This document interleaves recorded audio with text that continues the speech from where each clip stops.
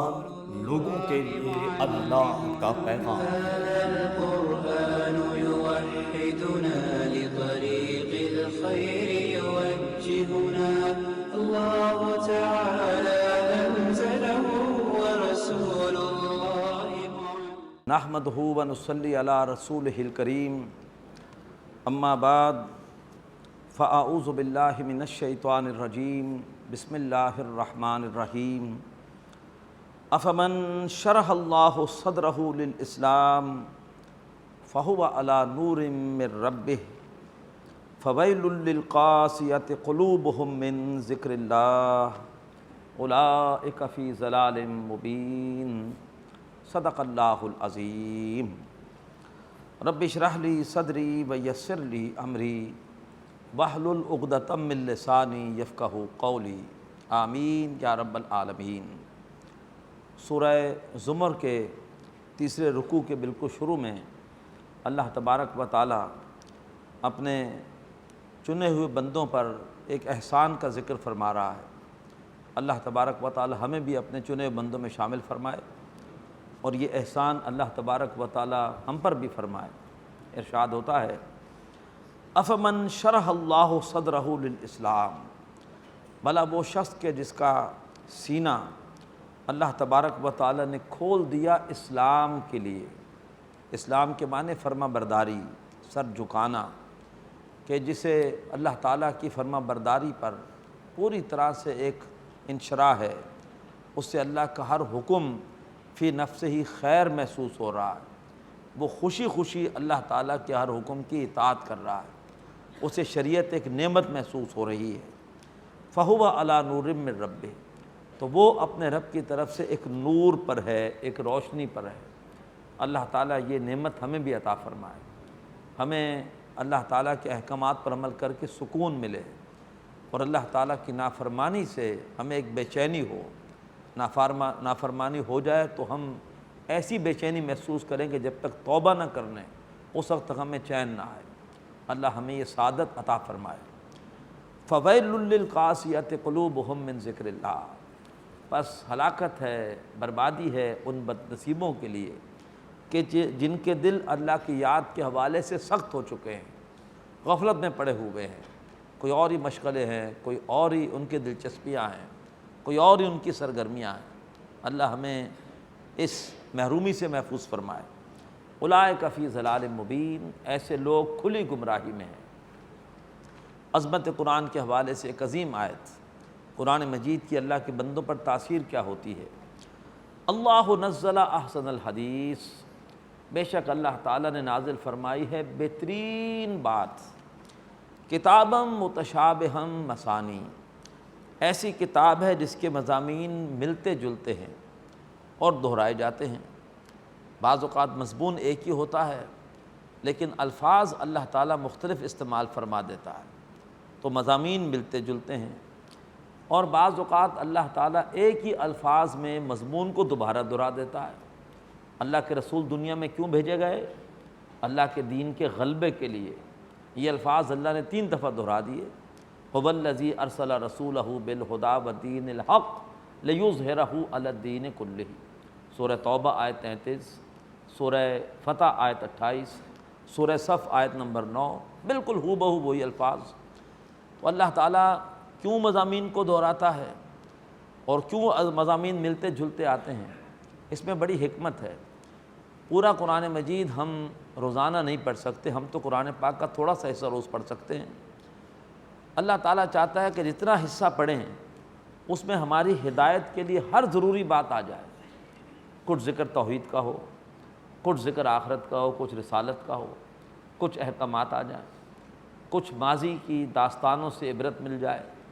اب اگر ایسا نہ ہوتا، پورا توحید کا مضمون ایک ساتھ ہوتا، پھر آخرت کا ہوتا، پھر رسالت کا ہوتا، پھر ماضی کی داستانیں ساری ایک ساتھ ایک چیپٹر میں ہوتی ہیں، تو ہم جس روز ایک چیپٹر پڑھ رہے ہوتے باقی سارے مضامین ہماری نظروں سے اس وقت اوجھل ہوتے۔ تو ہمیں اپنی ہدایت کے لیے متوازن حصہ قرآن سے نہ ملتا۔ تو جیسے غذا متوازن ہونی چاہیے کہ اس میں ہر طرح کے وائٹامنس بھی ہوں، پروٹین بھی ہوں، روحانی غذا بھی اللہ تعالیٰ چاہتا ہے متوازن ہو۔ تو تو اللہ تبارک و تعالی نے ایسے نہیں کیا کہ بس مختلف موضوعات پہ چیپٹرز قرآن مجید میں شامل کر دیے، بلکہ قرآن مجید میں اللہ تعالی ہماری ہدایت کے لیے تمام پہلوؤں کو بار بار اور مختلف اسلوبوں سے اور کبھی ایک ہی جیسے الفاظ میں دہراتا رہتا ہے، تاکہ تھوڑا سا حصہ قرآن مجید کا پڑھیں اور ہدایت کے حوالے سے ہر پہلو ہمارے سامنے آ جائے۔ فرمایا تقشعر منہ جلود الذین یخشون ربہم، اس قرآن مجید کی وجہ سے وہ لوگ جو اپنے رب سے ڈرتے ہیں ان کے رونگٹے کھڑے ہو جاتے ہیں، ان پہ لرزہ طاری ہوتا ہے جب وہ قرآن مجید کو سنتے ہیں۔ یہ ہے قرآن پاک کی اللہ کے بندوں پر تاثیر۔ ثم تلین جلودہم وقلوبہم الی ذکر اللہ، اور پھر ان کی کھالیں اور ان کے دل اللہ کے ذکر کی طرف مائل ہو جاتے ہیں، یعنی ان کا ظاہر بھی اللہ کے سامنے جھک جاتا ہے، ان کی کھالیں، اور ان کا دل، ان کا باطن بھی اللہ تبارک و تعالیٰ کے سامنے جھک جاتا ہے۔ اللہ تعالیٰ یہ نعمت ہمیں بھی عطا فرمائے، وہ دل و جان سے، ظاہر و باطن سے وہ اللہ تبارک و تعالیٰ کی اطاعت کر رہے ہوتے ہیں۔ ذالک ھدی اللہ یہدی بہ من یشاء، یہ ہے اللہ کی ہدایت، وہ جس کو چاہتا ہے عطا فرماتا ہے۔ اللہ ہمیں بھی عطا فرمائے۔ ومن یضلل اللہ فما لہ من ہاد، جسے اللہ تعالیٰ بھٹکا دے اسے ہدایت دینے والا کوئی نہیں۔ افمن یتقی بوجہہ سوء العذاب یوم القیامہ، تو بھلا وہ شخص جو کہ قیامت کے دن برے عذاب کو اپنے چہرے پر روکے گا، کس قدر دردناک جو ہے وہ کیفیت ہے۔ ورنہ انسان جب بھی کوئی مصیبت آتی ہے پہلے اپنے چہرے کو بچاتا ہے، فیس سیونگ کرتا ہے، لیکن فرمایا کہ اس روز بد نصیب انسان اپنے چہرے پر برے عذاب کو روکے گا قیامت کے دن۔ وقیل للظالمین، اور ظالموں سے کہا جائے گا ذوقوا ما کنتم تکسبون، چکھو اس کمائی کا مزہ جو تم نے دنیا میں کی ہے، جو تم نے دنیا میں لوٹ مار کی ہے، جو تم نے دنیا میں شرک کیے ہیں، اللہ کی نافرمانیاں کی ہیں، چکھو اپنی کمائی کا مزہ۔ کذب الذین من قبلہم، ان سے پہلے بھی لوگوں نے جھٹلایا۔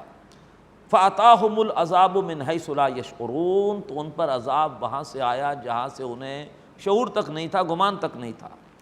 فأذاقہم اللہ الخزی فی الحیاۃ الدنیا، تو اللہ نے انہیں دنیا کی زندگی میں رسوائی کا مزہ چکھایا۔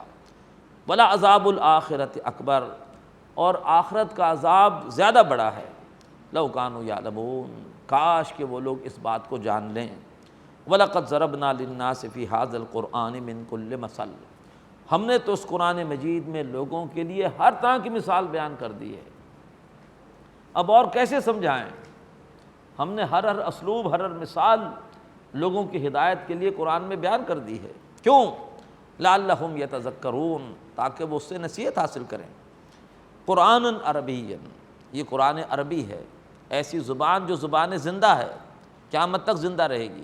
سیکھو اور قرآن مجید کو براہ راست اللہ کے الفاظ میں سمجھو۔ ترجمے سے قرآن مجید کی تاثیر تمہارے دل پر کبھی منکشف نہیں ہوگی۔ جب تم ترجمے سے قرآن پڑھتے ہو تو تم مترجم کی آنکھوں سے قرآن پڑھتے ہو۔ قرآن کو سمجھو خود اللہ کے الفاظ میں، جو زور اللہ کے الفاظ میں ہے وہ انسانوں کے ترجمے میں کبھی پیدا نہیں ہو سکتا۔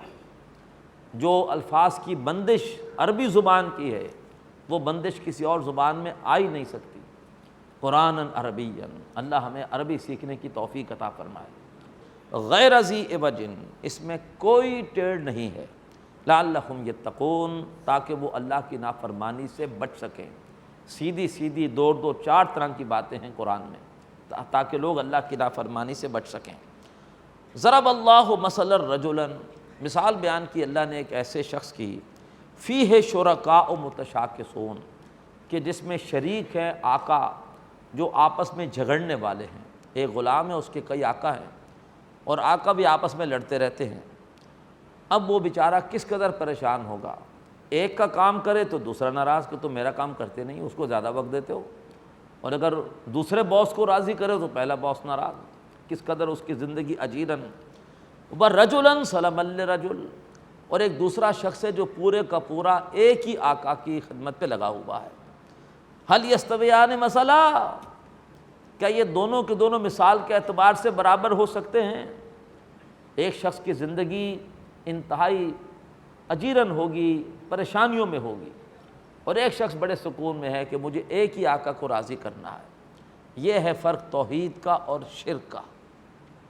جس کا معبود صرف اللہ ہے وہ سکون میں ہے، اور جس کے کئی معبود ہیں اور ہر معبود کوئی بت نہیں ہے، بت تو ناراض نہیں ہوتے۔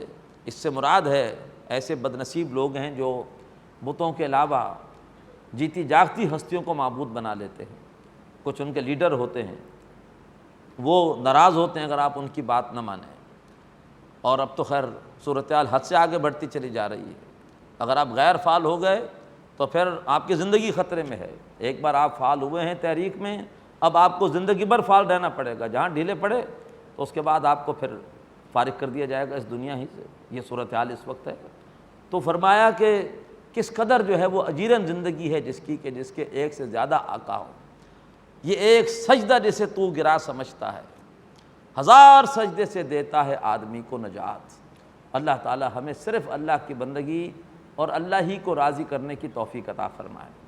اور جو شخص کہے کہ جو ہے وہ بیگم سے بھی ڈرتا ہو پتہ وہ ناراض نہ ہو جائے، باپ سے بھی ڈرتا ہو وہ ناراض نہ ہو جائے، پیر صاحب سے ڈرتا ہو کہ وہ ناراض نہ ہو جائیں، تو ایسا شخص کچھ بھی نہیں کر سکتا۔ جو اللہ سے نہیں ڈرتا وہ سب سے ڈرتا ہے، اور جو اللہ سے ڈرتا ہے اسے کسی اور سے ڈرنے کی ضرورت نہیں پڑتی، پر اللہ کو راضی کرنا ہے۔ ایسی مثالیں بھی یہاں پر ہیں۔ نسیم صاحب یہاں پر بیٹھے ہوئے ہیں، بتاتے ہیں کہ ایک صاحب کہنے لگے کہ مجھ پر بالکل دین کے تقاضے واضح ہو گئے ہیں اور ارادہ ہے میرا آگے بڑھ کر دین کے لیے کام کرنے کا، لیکن میں ذرا پہلے بیوی سے مشورہ کر لوں۔ اس کے بعد پھر دوبارہ ملاقات ہوئی تو کہنے لگے کہ بیوی کا موڈ ٹھیک نہیں ہے، جب ذرا ٹھیک ہوگا پھر اس سے پوچھ کے پھر آگے بڑھوں گا میں۔ انا للہ و انا الیہ راجعون۔ جب دین کے تقاضے واضح ہو گئے تو اللہ کو کیا جواب دو گے اگر مر گئے؟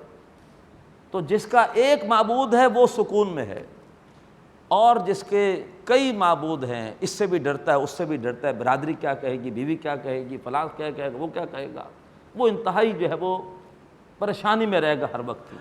اللہ تعالی ہمیں صرف اپنی ذات سے ڈرنے کی توفیق عطا فرمائے۔ فرمایا حل یستویان مثلا، کیا وہ دونوں مثال کے اعتبار سے برابر ہیں؟ الحمدللہ، کل شکر اللہ کے لیے ہے۔ بل اکثرہم لا یعلمون، بلکہ ان میں سے اکثر جانتے نہیں ہیں۔ انک میتون و انہم میتون، بے شک نبی آپ نے بھی مرنا ہے اور انہوں نے بھی مرنا ہے۔ وہ کہتے ہیں کہ بس کچھ دن کی بات ہے، محمد فوت ہوں گے تو سارا کام ختم ہو جائے گا ان کا۔ تو اے نبی کیا انہوں نے نہیں مرنا؟ انہوں نے بھی مرنا ہے، بے شک آپ نے بھی مرنا ہے، انہوں نے بھی مرنا ہے۔ ثم انکم یوم القیامت عند ربکم تختصمون، پھر بے شک تم نے روز قیامت اپنے رب کے پاس جا کے جھگڑنا ہے۔ اللہ کے رسول کہیں گے اللہ میں نے ان تک بات پہنچا دی تھی، اور مشرکین کہیں گے واللہ ربنا ما کننا مشرکین، اللہ کی قسم جو ہمارا رب ہے ہم تو شرک نہیں کرتے تھے، مکرنے کی کوشش کریں گے۔ لیکن اللہ تبارک و تعالی ہر ایک کو دکھا دے گا اس کی ویڈیو کہ تم نے کیا کیا حرکتیں کی ہیں۔ فمن اظلم ممن کذب علی اللہ، اور اس سے بڑھ کے ظالم کون ہوگا جو اللہ تعالیٰ پر جھوٹ باندھے، وکذب بالصدق اذ جاء، اور جب اس کے پاس سچائی آئے تو اسے جھٹلا دے۔ یہ کردار ہے مشرکین کا، اللہ تعالیٰ پر جھوٹ باندھ رہے ہیں، اللہ تعالیٰ کے بھی کوئی شریک ہیں، اور جب ان کے سامنے اللہ کے رسول توحید کی دعوت لے کر آئے اس کو جھٹلا دیا۔ الیس فی جہنم مثوی للکافرین، کیا جہنم ان کافروں کے لیے کافی ٹھکانہ نہیں ہے؟ والذی جاء بالصدق، اور وہ جو لایا سچائی، وصدق بہ، اور جس نے سچائی کی تصدیق کی، جیسے ابوبکر صدیق ہے رضی اللہ تعالیٰ عنہ، کہ اسلام سے پہلے بھی کبھی جھوٹ نہیں بولا، انتہائی پاک اور شفاف ان کا کردار، اور جیسی ان کے سامنے سچ آیا اس کی تصدیق کی۔ اللہ کے رسول کہتے ہیں میں نے جس کے سامنے دعوت رکھی اس نے کچھ وقت لیا قبول کرنے میں، سوائے ابوبکر کے، جیسی ان کے سامنے دعوت رکھی فوراً قبول کر لی۔ تو وہ جو کہ ہمیشہ سچی بات لایا اور جس نے سچائی کی تصدیق کی، اولئک ھم المتقون، یہ وہ لوگ ہیں جو متقی ہیں۔ لہم ما یشاءون عند ربہم، ان کے لیے وہ سب کچھ ہوگا جو بھی وہ چاہیں گے اپنے رب کے پاس۔ بس ذالک جزاء المحسنین، نیکوکاروں کا یہی بدلہ ہے۔ لیکفر اللہ عنہم اسوأ الذی عملوا، تاکہ اللہ تبارک و تعالی دور کر دے ان سے برے سے برا عمل جو کہ انہوں نے کیا ہے۔ اگر کوئی برے سے برا عمل بھی ہوگا تو جو شخص جس کا یہ کردار ہوگا، جو سچا ہو، سچائی کی تصدیق کر رہا ہو، اللہ صاحب کا اس کی ساری خطائیں اس سے دور کر دے گا۔ وَيَجْزِيَهُمْ وَيَجْزِيَهُمْ أَجْرَهُمْ بِأَحْسَنِ الَّذِي كَانُوا يَعْمَلُونَ، اور اللہ تعالیٰ اسے اس کا اجر دے گا بہترین عمل کے مطابق جو اس نے کیا ہے، یا اللہ تبارک و تعالیٰ اسے اس کے عمل کا بہترین اجر عطا فرمائے گا۔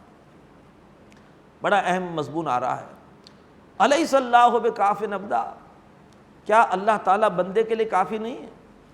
یا تو کہو کہ اللہ تعالیٰ کے خزانے محدود ہیں، کچھ اللہ سے مانگ لیا باقی کسی اور سے مانگتے ہیں، یا یہ سمجھو کہ اللہ سے زیادہ مانگیں گے تو اللہ ناراض ہوگا، تو کچھ مانگ لیتے ہیں باقی کسی اور سے مانگیں گے۔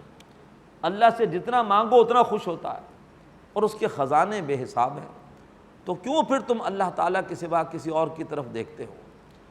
فرمایا کیا اللہ بندے کے لیے کافی نہیں ہے؟ کیا پیارا شعر ہے مولانا جوہر کا کہ کیا ڈر ہے جو ہو ساری خدائی بھی مخالف، کافی ہے اگر ایک خدا میرے لیے، تو کیا اللہ بندے کے لیے کافی نہیں ہے؟ وَيُخَوِّفُونَكَ بِالَّذِينَ مِن دُونِهِ، اور اے نبی وہ آپ کو ڈراتے ہیں ان ہستیوں سے جو اللہ کے سوا ہے۔ وَمَن يُضْلِلِ اللَّهُ فَمَا لَهُ مِنْ هَادٍ، جسے اللہ بھٹکا دے اسے ہدایت دینے والا کوئی نہیں۔ وَمَن يَهْدِ اللَّهُ فَمَا لَهُ مِن مُضِلٍّ، اور جسے اللہ تبارک و تعالی ہدایت دے دے اسے بھٹکانے والا کوئی نہیں۔ الیس اللہ بعزیز ذی انتقام، کیا اللہ تبارک و تعالی زبردست اور انتقام لینے والا نہیں ہے؟ وَلَئِن سَأَلْتَهُم مَّن خَلَقَ السَّمَاوَاتِ وَالْأَرْضَ، اگر آپ ان سے پوچھیں کہ بتاؤ آسمان اور زمین کس نے بنائے، لَيَقُولُنَّ اللَّهُ، وہ ضرور کہیں گے کہ اللہ نے، خود تسلیم کریں گے۔ قُلْ أَفَرَأَيْتُم مَّا تَدْعُونَ مِن دُونِ اللَّهِ، اے نبی ان سے کہیے کیا تم دیکھتے ہو ان کو جن کو تم اللہ کے سوا پکارتے ہو؟ ان ارادنی اللہ بضر، اگر اللہ تعالیٰ میرے بارے میں ارادہ کرے کسی تکلیف کا، حل ہن کاشفات ضرہ، تو کیا وہ اللہ تعالیٰ کی پہنچائی ہوئی تکلیف کو دور کر سکتے ہیں تمہارے معبود؟ او ارادنی برحمت، یا اللہ تعالیٰ فیصلہ فرمائے میرے بارے میں کسی رحمت کا، حل ہن ممسکات رحمتہ، تو کیا وہ اللہ تبارک و تعالیٰ کی رحمت کو روک سکتے ہیں؟ قل حسبی اللہ، اے نبی فرمائیے کہ میرے لیے اللہ کافی ہے۔ علیہ یتوکل المتوکلون، چاہیے کہ توکل کرنے والے اسی پر توکل کریں۔ قل یا قوم ملو علی مکانتکم، اے نبی کہیے کہ میری قوم کے لوگوں اپنی اپنی جگہ جو عمل کرنا ہے کرو، انی عامل، میں بھی چین سے بیٹھنے والا نہیں ہوں، میں بھی عمل کرتا رہوں گا، میں اپنا کام کرتا رہوں گا۔ فسوف تعلمون، پس تم ان قریب جان لو گے، من یاتیہ عذاب یخزیہ، کہ کس پر وہ عذاب آتا ہے جو اسے رسوا کر دے گا، وَيَحِلُّ عَلَيْهِ عَذَابٌ مُقِيمٌ، اور کس پر اترتا ہے قائم رہنے والا عذاب۔ اِنَّا أَنزَلْنَا عَلَيْكَ الْكِتَابَ لِلنَّاسِ بِالْحَقِّ، بے شک ہم نے اے نبی آپ پر کتاب نازل کی ہے حق کے ساتھ۔ فَمَنِ اهْتَدَىٰ فَلِنَفْسِهِ، تو جو کوئی ہدایت پر آیا وہ آیا اپنے ہی بھلے کو۔ وَمَنْ ضَلَّ، اور جو کوئی بھٹک گیا فَإِنَّمَا يَضِلُّ عَلَيْهَا، تو وہ بھٹک گیا اپنے ہی خلاف، اس کا نقصان اسی کو پہنچے گا۔ وَمَا أَنْتَ عَلَيْهِمْ بِوَكِيلٍ، اور اے نبی آپ ان کے اوپر ذمہ دار نہیں ہیں۔ اللہ يتوفى الانفس حین موتها، اللہ تعالیٰ جانوں کو لے لیتا ہے ان کی موت کے وقت۔ واللتی لم تمت فی منامها، اور جس نے ابھی نہیں مرنا اللہ اس کی جان کو بھی لے لیتا ہے اس کی نیند میں۔ گویا وفات کے لفظ کا اطلاق نیند پر بھی ہوتا ہے، اس کے اصل معنی ہے لینا۔ قائدیانی کہتے ہیں کہ اللہ نے کہا یا عیسیٰ انی متوفی کا، اے عیسیٰ میں تجھے وفات دوں گا، تو ثابت ہوا کہ ان کو وفات ہو چکی ہے، وہ زندہ نہیں ہے۔ وہ توفا کا مفہوم غلط لیتے ہیں، اس کا مطلب موت ہی نہیں ہوتا، نیند بھی ہے، موت بھی ہے، اور پورا لینا بھی ہے۔ حضرت عیسیٰ علیہ السلام کو اللہ نے پورا لے لیا۔ موت کے وقت اللہ ہماری جان لے لیتا ہے، نیند کے وقت اللہ ہمارا شعور لے لیتا ہے۔ اس لفظ کا اطلاق ان تینوں پر ہوتا ہے۔ اللہ لے لیتا ہے جانوں کو ان کی موت کے وقت، اور جس نے نہیں مرنا اس کو لے لیتا ہے اللہ اس کی نیند میں۔ فَيُمْسِكُ الَّتِي قَضَىٰ عَلَيْهَا الْمَوْتَ، تو پھر اللہ روک لیتا ہے اس کو جس پر کہ اللہ نے موت کا فیصلہ کر دیا۔ وَيُرْسِلُ الْأُخْرَىٰ، اور دوسروں کو، دوسری جان کو اللہ بھیج دیتا ہے، اِلیٰ أَجَلٍ مُّسَمًّى، ایک معینہ مدت تک کے لیے۔ بڑی پیاری اللہ کے رسول کی دعا ہے رات کو سونے کی کہ بے اسمک ربی بذات جنبی، اے میرے رب میں تیرے ہی نام کے ساتھ اپنے پہلو کو بستر پر لگا رہا ہوں۔ وَبِکَ أَرْفَعُهُ، اور میں تیرے نام کے ساتھ ہی اپنے پہلو کو اس بستر سے اٹھاؤں گا۔ وَبِكَ أَرْفَعُ إِنْ أَمْسَكْتَ نَفْسِي فَارْحَمْهَا، اگر تو میرے نفس کو روک لے، سوتے میں مجھے موت آ جائے تو اللہ میری جان پر رحم کیجو۔ إِنْ أَمْسَكْتَ نَفْسِي فَارْحَمْهَا وَإِنْ أَرْسَلْتَهَا، اور اگر تو میری جان کو دوبارہ بھیج دے، میں صبح دوبارہ بیدار ہو جاؤں، فَاحْفِظْهَا كَمَا تَحْفَظُ بِهِ عِبَادَكَ الصَّالِحِينَ، تو اے اللہ اس جان کی ایسے حفاظت کیجیو جیسے کہ تو نے حفاظت کی اس سے پہلے اپنے صالحین بندوں کی۔ اللہ تعالیٰ اس دعا کو ہم سب کے حق میں قبول فرمائے۔ ان فی ذلک لآیات لقوم یتفکرون، بے شک اس میں یقیناً نشانیاں ہیں غور و فکر کرنے والوں کے لیے۔ ام اتخذوا من دون اللہ شفعاء، کیا انہوں نے اللہ تعالیٰ کے سوا دوسری ہستیوں کو سفارشی بنا لیا؟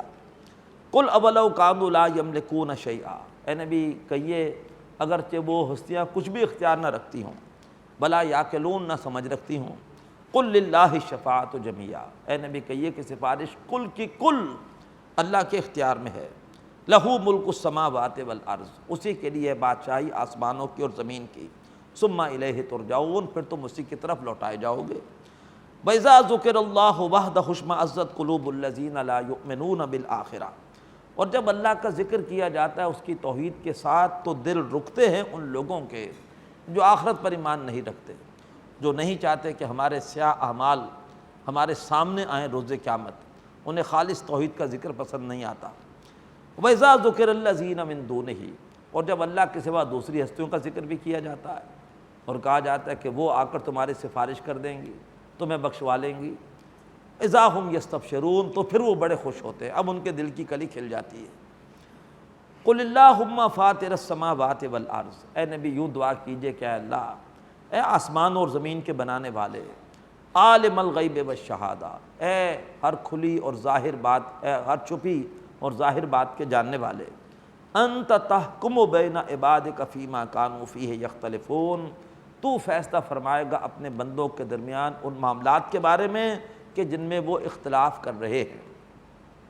وَلَوْ أَنَّ لِلَّذِينَ ظَلَمُوا مَا فِي الْأَرْضِ جَمِيعًا، اور اگر ان لوگوں کے لیے، اور اگر بے شک ان لوگوں کے لیے جنہوں نے ظلم کیا ہے، وہ سارا مال و اسباب ہو جو زمین میں ہے، وَمِثْلَهُ مَعَهُ، اور اس کی مانند اور بھی ہو، اتنا ہی مال و اسباب اور بھی ہو، لَافْتَدَوْا بِهِ مِنْ سُوءِ الْعَذَابِ يَوْمَ الْقِيَامَةِ، تو وہ بطور فدیہ اس کو دینا چاہیں گے قیامت کے دن برے عذاب سے بچنے کے لیے۔ اول تو اتنا مال کس کے پاس ہوگا بھی چاہے گا یہ سارا مال لے لیا جائے، کسی طرح مجھے قیامت کے دن برے عذاب سے بچا لیا جائے، لیکن وَبَدَا لَهُم مِّنَ اللَّهِ مَا لَمْ يَكُونُوا يَحْتَسِبُونَ، اب ان کو اللہ کی طرف سے وہ کچھ نظر آ جائے گا کہ جس کا وہ خیال بھی نہیں کرتے تھے، ان کا ایک ایک عمل خواہ چھوٹا ہو خواہ بڑا ہو وہ نام اعمال میں لکھا ہوگا۔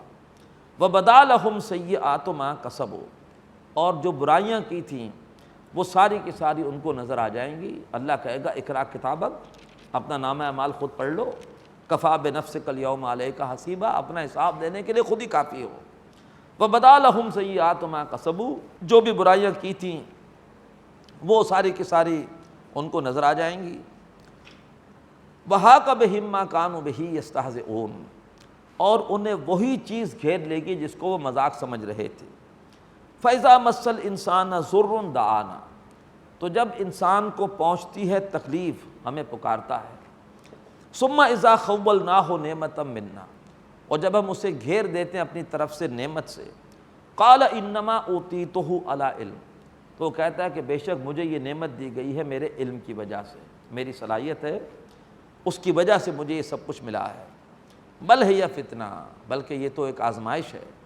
ولیکن اکثرہم لا یعلمون، لیکن ان میں سے اکثر جانتے نہیں ہیں۔ قد قالها الذین من قبلہم، اور اسی طرح کی باتیں کہہ چکے ہیں ان سے پہلے بھی لوگ۔ فما اغنی عنہم ما کانوا یکسبون، پس ان کے کام کچھ نہ آیا جو بھی انہوں نے کمائی کی تھی۔ اس قسم کی ناشکری سے انہیں فائدہ کچھ نہ ہوا۔ نعمت اللہ نے دی اور کہنے لگے جی یہ نعمت تو ہمیں ہمارے علم کی وجہ سے ملی ہے۔ فَأَصَابَهُمْ سَيِّئَاتُ مَا كَسَبُوا، تو جو بھی انہوں نے برائیاں کی تھیں اس کا وبال ان کے اوپر آیا۔ وَالَّذِينَ ظَلَمُوا مِنْ هَؤُلَاءِ، اور جو لوگ بھی ان میں سے ان مکے والوں میں سے ظلم کر رہے ہیں، سَيُصِيبُهُمْ سَيِّئَاتُ مَا كَسَبُوا، ان پر بھی آئیں گی برائیاں جو کما رہے ہیں، یعنی ان پر بھی ان برائیوں کا وبال آئے گا جو برائیاں وہ کر رہے ہیں، وَمَا هُمْ بِمُعْجِزِينَ، اور وہ اللہ تعالیٰ کو عاجز کرنے والے نہیں ہیں۔ اولم یعلموا، کیا وہ جانتے نہیں ہیں، ان اللہ یبسط الرزق لمن یشاء ویقدر، کہ بے شک اللہ تبارک و تعالیٰ جس کے لیے چاہتا ہے رزق کو وسیع کرتا ہے اور جس کے لیے چاہتا ہے رزق کو تنگ کر دیتا ہے۔ انسان اپنے رزق میں اضافہ نہیں کر سکتا، انسان کے رزق میں اضافہ اللہ کرتا ہے، یا انسان کے رزق کو ناپ تول کر دینے والا اللہ ہی ہے۔ ان فی ذلک لآیات لقوم یؤمنون، بے شک اس میں یقیناً نشانیاں ہیں ان لوگوں کے لیے جو ایمان لانا چاہیں۔ بارک اللہ لی ولکم فی القرآن العظیم ونفعنی وإیاکم بالآیات والذکر الحکیم۔